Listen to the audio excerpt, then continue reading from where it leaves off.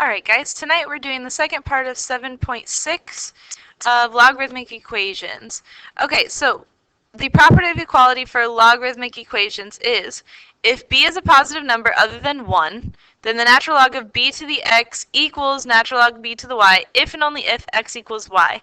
So what this is just saying is that if I have an equation like a that says natural log of 7x minus 4 equals natural log of 2x minus 11, all that's saying is that I can take these two pieces here, so this piece and this piece are equal to each other. So then I just set it as 7x minus 4 is equal to 2x plus 11.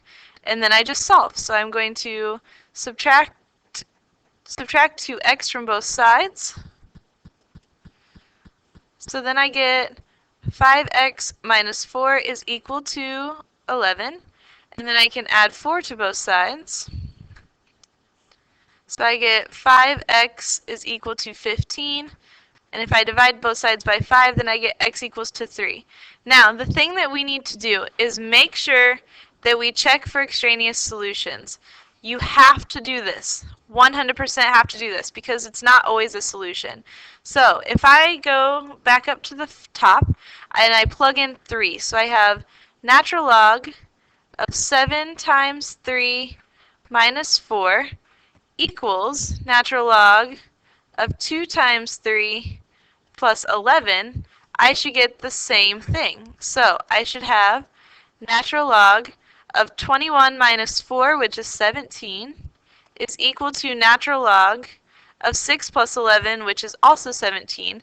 And natural log of 17 equals natural log of 17 for sure. So our next example is basically the same thing.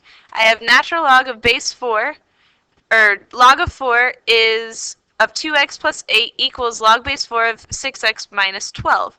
Now, since they're both the same base, since I have 4 in both of these pieces, then again, that means that this piece here is equal to this piece. So then I can do 2x plus 8 is equal to 6x minus 12. Then I can subtract 2x from both sides. So then I get 8 is equal to 4x minus 12. Then I add 12 to both sides, so I get 20 is equal to 4x. So x is equal to 5. Now again, I'm going to do the same thing as I did before, and I'm going to plug this 5 into my original equation. So I have log base 4 of 2 times 5 plus 8 equals log base 4 of 6 times 5 minus 12. Now 2 times 5 is 10 plus 8 is 18. So I have log base 4 of 18 is equal to log base 4. And 6 times 5 is 30 minus 12 is 18. So these two are the same. Now, the next thing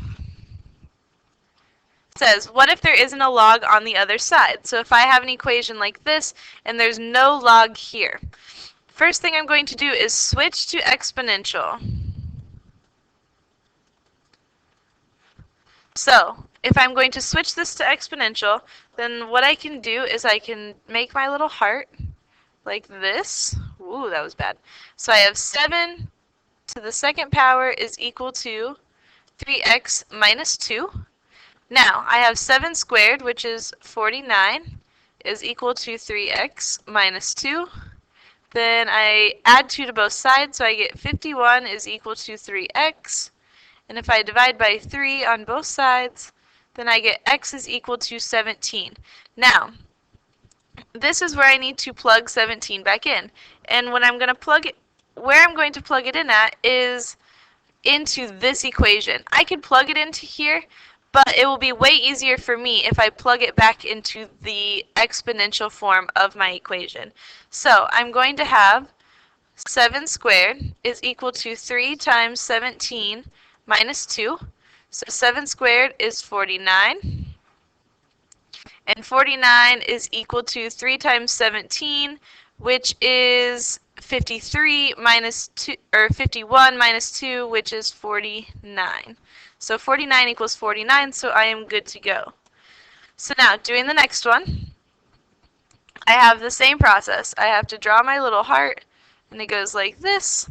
So I have 2 to the 5th power is equal to x minus 6. Now, 2 to the 5th power is 32 equals x minus 6, so I'm going to add 6 to both sides. So I get x is equal to 38. Now, again, I need to check for my extraneous solutions, so I'm going to plug it back into here. So I have 2 to the 5th power is equal to 38 minus 6. 2 to the 5th power is 32, and 38 minus 6 is also 32. So we are good to go there. Okay, now for my next example, this is where learning our properties is going to help us. So if I look at this, I see, okay, I have a plus with 2 logs that have the same base. So I can use product property. So I can change this and make it look like log of 5x times x minus 1 is equal to 2. Then I have this fancy thing that I can distribute. So I'm going to distribute this. So I have log of 5x squared minus 5x equals 2. Now I can change this the same way. Now remember there's an imaginary base 10 here. So I can have 10 as my base, and I have to make a really fat heart. So I have 10 squared is equal to 5x squared minus 5x. Now 10 squared is 100, so I have 100 equals 5x squared minus 5x. Now I can divide all of this by 5 just to reduce, so I'm going to divide it just to make my numbers smaller. It is not 100% necessary that you do this, it will just make your life easier. So 100 divided by 5 is 20, which equals x squared minus x. Now I can make this a factorable equation. So I can make this 0 equals x squared minus x minus 20. Now I can factor this, and I can factor it using AC method, or since I have my imaginary 1 right here in front of my 2, then I just need to look at it and say, what numbers do I know that multiply together to be negative 20 and add together to be negative 1, because there's another imaginary 1 right there. So, negative 20, I can do negative 5 and positive 4. So I can make it 0 equals x plus 5, or x minus 5, sorry. X minus 5 and x plus 4. So then my x values are going to be 5 and negative 4. This is another place where I need to check for my extraneous solutions, because if something is going to go wrong, it's going to be when I have a factorable equation and I get 2 answers for my x. So to do this, I'm going to start at x equals 5 and plug this in to my equation. Now, when I plug it in, I'm going to plug it into this piece. So I have log of 5 times 5 plus log of 5 minus 1 is equal to 2. So then I have log of 25 plus log of 4 is equal to 2. Now I can use my product property just like I did over here. So I have log of 25 times 4, which is 100, equals 2. Now, if I look here, there's my imaginary base 10. I can do my little heart thing and check to see if 10 squared equals 100. And it does, so 5 works just fine. Now I have to check for negative 4. So if I have x equals negative 4, I have log of 5 times negative 4 plus log of negative 4 minus 1 equals 2. So I have log of negative 20 plus log of negative 5 equals 2. Now here's the dead giveaway. I can't have a negative after my log. It has to be a number that is greater than 1. So this obviously will not work because I cannot have a negative after my log, so my answer ends up just being 5. Now, if you think you want to try the next one, I definitely encourage that, and you should try to solve this one here. Have a good weekend.